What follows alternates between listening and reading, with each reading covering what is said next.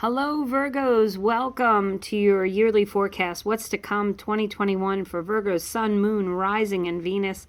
If this doesn't resonate with you, please check another part of your chart. Also, I did some single love readings, and I will be attaching yours in the description if you'd like to check that out. So for this reading for this coming year, I did some overarching energy, an angel that I called in, some charms. I have a 7-card spread and then 3 clarifiers.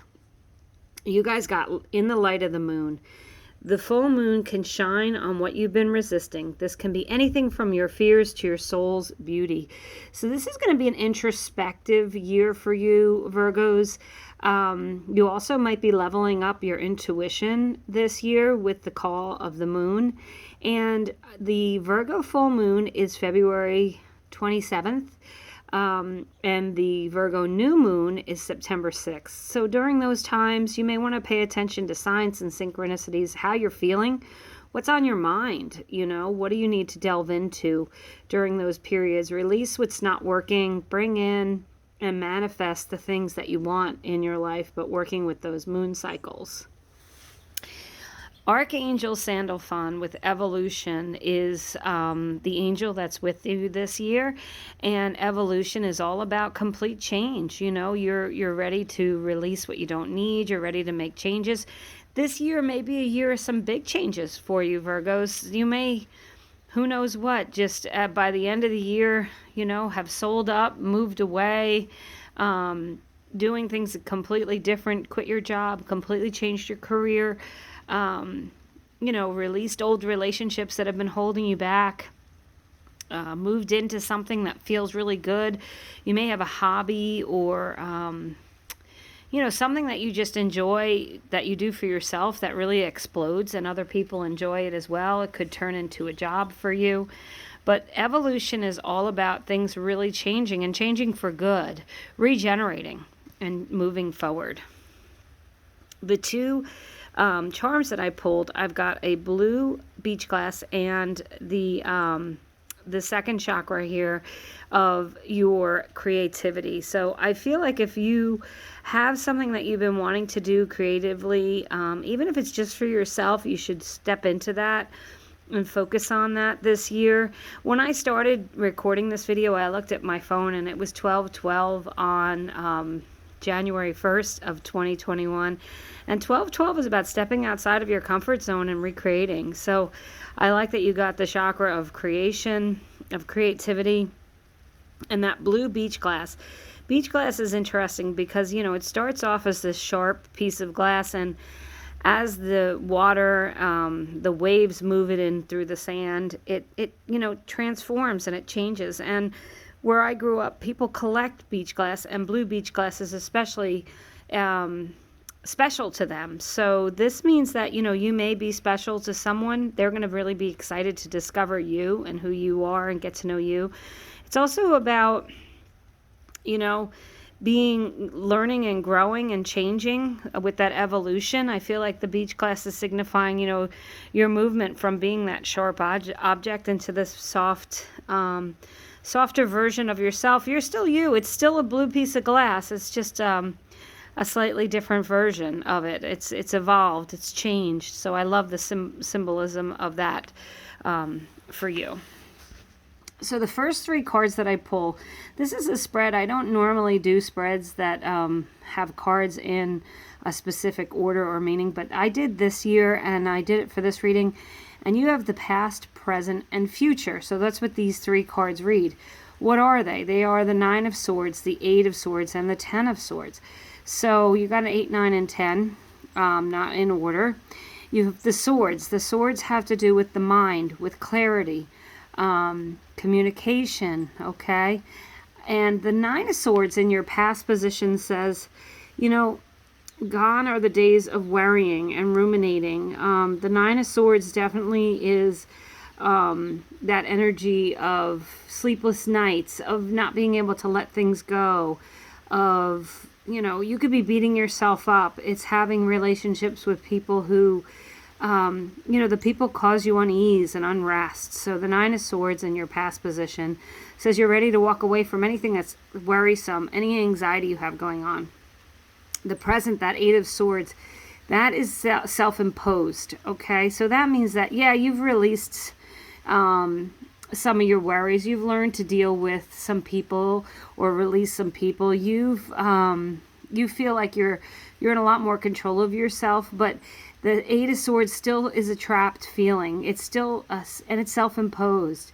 So it's still, might still be a little bit in your head, and you need to move away from that. I love that you end with the Ten of Swords in your future position, because that's a big ending. And since they're all swords, I feel like you're ending anything that's holding you back, self-limiting thoughts, patterns, or beliefs.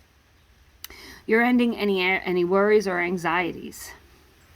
So this middle card here, this is you, and you got the Nine of Wands.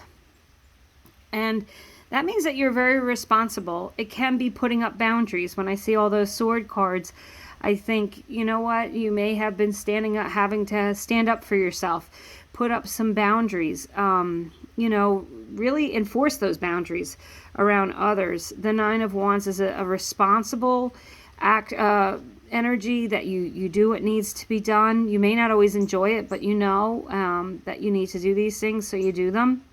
And that is your energy for this year, is maybe getting things done that need to get done, doing some of the work that has to get done for you to move forward.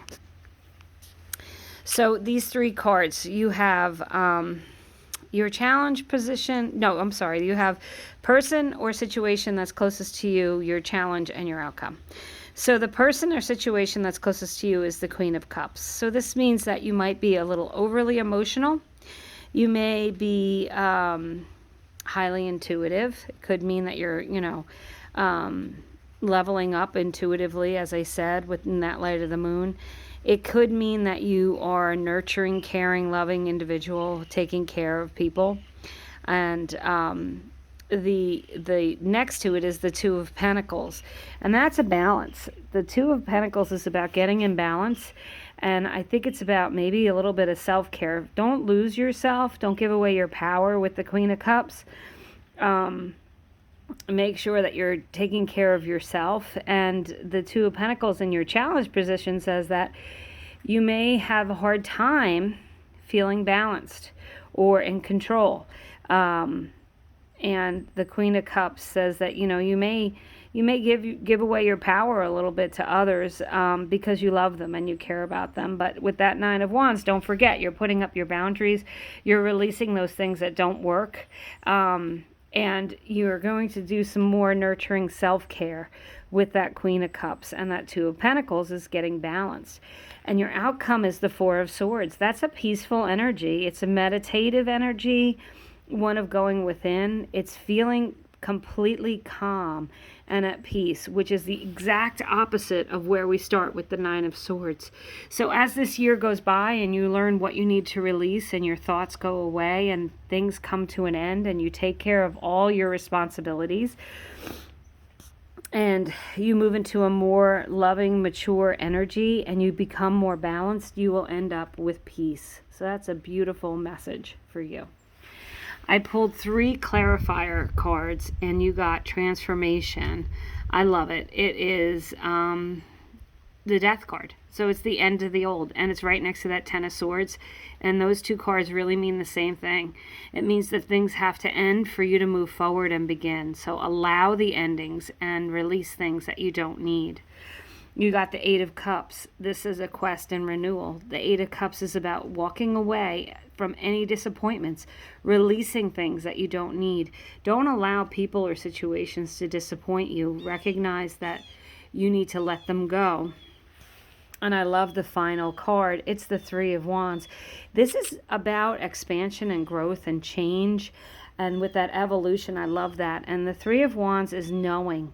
knowing that things are going to change and having faith and confidence that they are, and that things are going to go your way. And it says foresight and exploration. I love that. So having clear visions, feeling peaceful. Virgos, this is going to be, I believe it is going to be an evolutionary year for you. Things are going to change. You're going to release what you don't need. You're going to move into a more peaceful, loving energy. You're going to allow the things that need to go. And remember those moons, okay? The Virgo moon, February 27th, and the Virgo, that's the Virgo full moon. The Virgo new moon, September 6th, may be very important for you. So pay attention to your feelings around those times, and also whenever there's a full moon. So thank you so much for watching. I really appreciate it. I hope you have a very happy new year.